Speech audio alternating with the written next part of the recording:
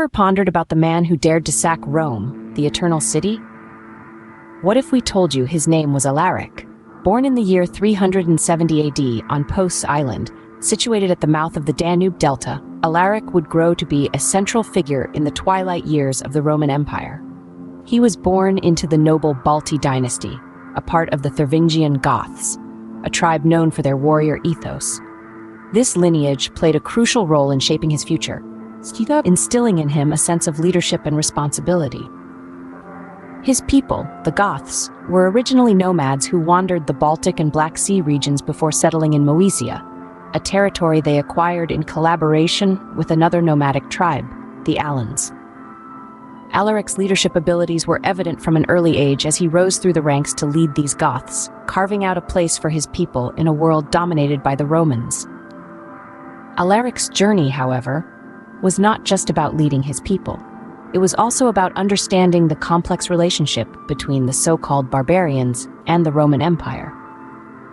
His interactions with the Romans began early on and were to shape his perspectives and actions in the years to come. Despite being born a Goth, Alaric found himself serving under the Roman Emperor Theodosius I. During his time in the Roman army, he helped defeat the Franks and other allies of a would-be Roman usurper. However, Alaric's loyalty and efforts were met with little recognition from the Romans, leaving him disillusioned and disappointed. This experience would later fuel his drive to seek legitimacy and recognition from the Roman Empire, even as he led his people against it. Alaric's early years were a precursor to his remarkable life that was about to unfold. From his birth on a small island to leading his people against the might of Rome, Alaric's journey is a testament to the profound changes that were sweeping through the ancient world during his lifetime. Alaric's tale takes a turn when he serves under the Roman Emperor Theodosius I. Theodosius was a shrewd emperor who recognized the military prowess of the Goths. Seeing potential in the young and ambitious Alaric, he enlisted him in his army. Theodosius's reign was fraught with threats, both internal and external. Chief among them was the emergence of a would-be Roman usurper who had the backing of the formidable Franks and other allies. Alaric, now a part of the Roman military machine, was charged with the task of quelling this rebellion. In the ensuing battles, Alaric proved his mettle. He led his troops with strategic acumen, helping to defeat the Franks and other allies. These victories were not just a testament to Alaric's military prowess, but also demonstrated his loyalty to Theodosius and the Roman Empire. Yet despite his victories and his service to Rome, Alaric found himself sidelined. He was given little recognition for his contributions, and this lack of acknowledgement was a bitter pill to swallow. Alaric had fought for Rome, had bled for Rome, and yet he found himself treated as an outsider, a barbarian. This experience left Alaric disillusioned. He began to question his allegiance to Rome, and the seeds of rebellion were planted. Alaric felt that he and his people deserved more than what they were given. They deserved respect, they deserved recognition, and most importantly, they deserved a place in the Roman Empire. This disappointment with Rome was a turning point in Alaric's life. It marked the end of his service under Theodosius and the beginning of a new chapter in his story. Alaric would no longer fight for Rome. Instead, he would fight against it. This experience led Alaric on a path of rebellion, pushing him to rise as a powerful force against Rome. Little did Rome know that the boy they had once enlisted in their army would one day become their greatest threat. Following the death of Theodosius, Alaric took up the mantle as the king of Visigoths. With the Roman armies disintegrating, a power vacuum was created that Alaric rose to fill. He was a leader, a strategist, and a king who knew how to seize the moment. His ascension to the Visigothic throne marked the beginning of a new era, one that would be marked by upheaval and change. Alaric's leadership was not just about power, but about survival. The Visigoths were a people displaced, seeking a new home. They followed Alaric because he promised them that. He was their king, but he was also their hope. Alaric led the Visigoths on a journey through the Balkans, a region fraught with conflict and danger. Yet, under his guidance, they persevered, moving ever closer to their goal. But Alaric was not just a leader of his people. He was a military tactician, a seasoned veteran of the Roman army. He knew the strengths and weaknesses of his former comrades, and he used this knowledge to his advantage. Through a series of strategic maneuvers, Alaric led the Visigoths into Italy, the heartland of the Roman Empire. This was a bold move, one that would have been unthinkable just a few years prior. Yet Alaric was not deterred. He was determined to secure a future for his people, even if it meant confronting the might of Rome itself. The Visigoths' invasion of Italy was a significant event, signaling a shift in the balance of power. Rome was no longer invincible, and the barbarians were no longer just a threat at the borders. Alaric's leadership marked the beginning of a turbulent era for the Roman Empire. The Visigoths, under his rule, were not just a tribe, but a force to be reckoned with. They challenged the authority of Rome, shaking the empire to its very core. Alaric was not just a king, but a game changer, a man who would leave his mark on history. The year 410 AD witnessed a significant event in the history of Rome, its sack by Alaric. This event was not just a mere raid. It was a powerful symbolic blow that echoed across the known world, marking the beginning of the end for the Western Roman Empire. It was a time of turmoil and change. The stage was set by a series of internal power struggles, political corruption, and military setbacks. Rome was not the invincible fortress it once was, and Alaric, the king of the Visigoths, saw the opportunity. Alaric's army surrounded Rome, laying siege to the city. The once proud capital of the Roman Empire was now at the mercy of the Visigoths. Despite the dire circumstances, negotiations were attempted, but they fell through, leaving Alaric with no choice but to unleash his forces on the city. However, Alaric was not your typical conquering barbarian. He was a Christian, and he had served in the Roman army. He knew the city, its strengths, and its weaknesses. He had a deep respect for Roman culture, even as he led the charge against it. This understanding and respect led him to issue an order that would surprise many: spare the churches and those who sought refuge in them. So the Visigoths sacked Rome, but they left the Hoyts untouched. This was a stark contrast to the typical barbarian raids of the time, and it served to highlight the complexity of Alaric's character and his relationship with Rome. The sack of Rome was a major turning point, symbolizing the decline of the Western Roman Empire. This event was a wake-up call to the Romans who had believed themselves invincible.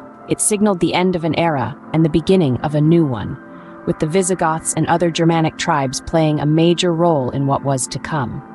In the end, Alaric, the so-called Barbarian, had left an indelible mark on the pages of history. His sack of Rome was not just an act of war, it was a statement, a proclamation of the shifting power dynamics in the ancient world.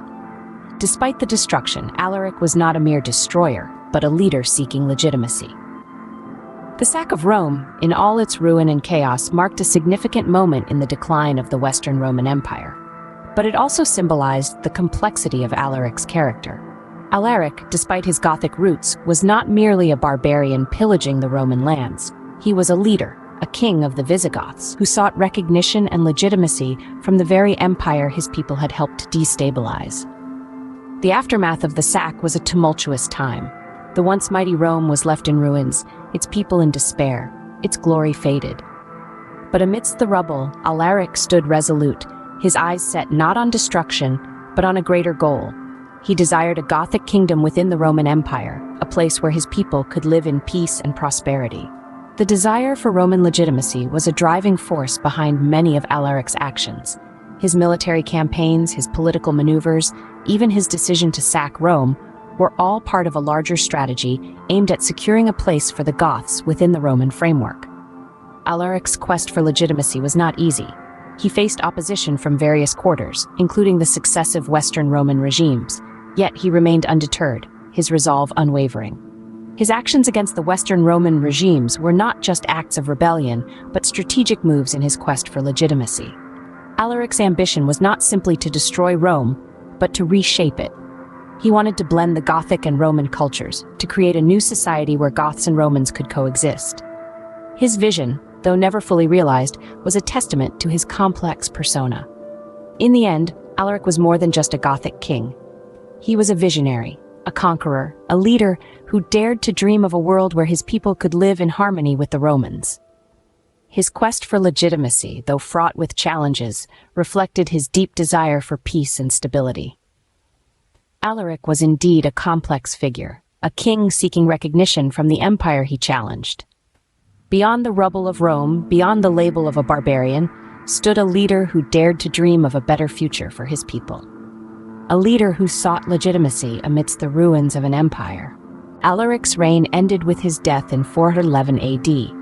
He succumbed to an illness, not in battle as one might expect of a warrior king, but in the city of Consentia, in what is now known as Cosenza, Italy. His death marked the end of an era and the beginning of another. The Goths, now without their charismatic leader, found themselves under the command of Athalf, Alaric's brother-in-law. It was under Athalf that the Goths would continue their journey, eventually settling in Gaul. But what of the man who had led them on this tumultuous journey? What was Alaric's legacy? To some, he was a barbarian, a destroyer of civilizations. But to others, he was a hero, a man who stood up to the might of the Roman Empire and sought recognition for his people. Alaric was a man of his time, shaped by the circumstances and events that surrounded him. He was a leader, a warrior, and perhaps most importantly, a man who sought legitimacy.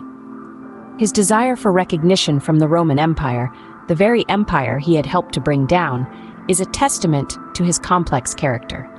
He was not merely a barbarian king, but a man who straddled two worlds, the world of the Goths and the world of the Romans.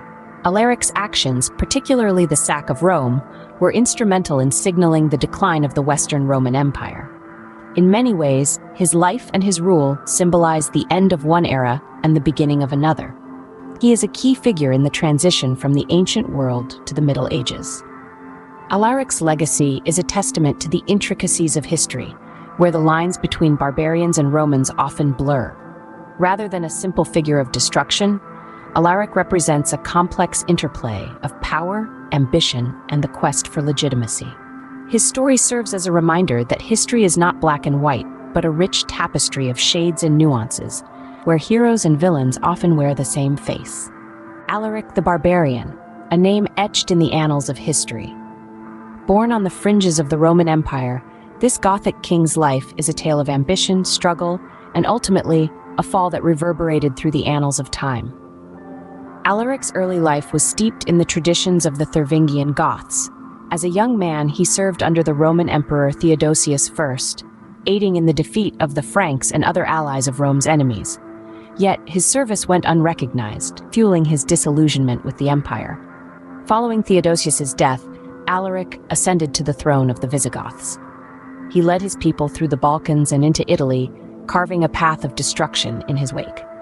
Yet, it was the sack of Rome in 410 AD that cemented his place in history. The city hadn't faced such a fate in over 8 centuries, and this event symbolized the imminent fall of the Western Roman Empire. Despite the devastation, Alaric was not a simple destroyer. He was a complex figure who sought recognition and legitimacy from the empire he helped bring down. A Christian, trained in the Roman military, he was as much a product of Rome as he was its adversary. Alaric's death in 411 AD marked the end of an era. His brother-in-law Athalf took up the mantle of leadership, leading the Goths into Gaul.